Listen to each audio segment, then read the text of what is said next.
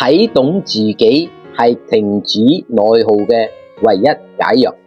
最後一條視頻，我唔同你講大道理，我只問你一個問題：你已經煎熬咗幾耐？熬過咗一段煩心嘅關係，熬過咗一份消耗嘅工作，熬過咗無數個失眠嘅夜晚。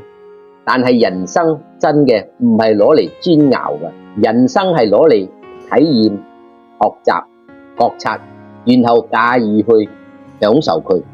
好多人問我，老師，你嘅五行系統到底喺度教乜嘢？我教嘅唔係算命，唔係令你依賴佢，我教嘅係令你擁有一個隨時可以睇懂自己、隨時可以關閉痛苦嘅能力。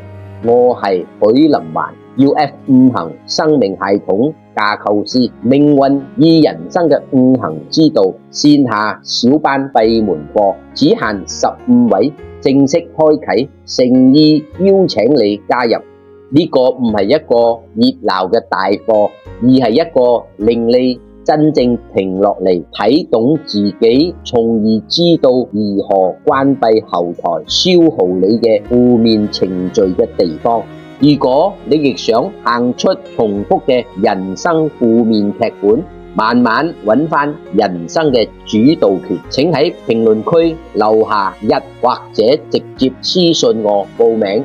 願未來嘅你唔再只係硬撐，而係真正開始從容咁駕馭人生，五行調和，身心自安。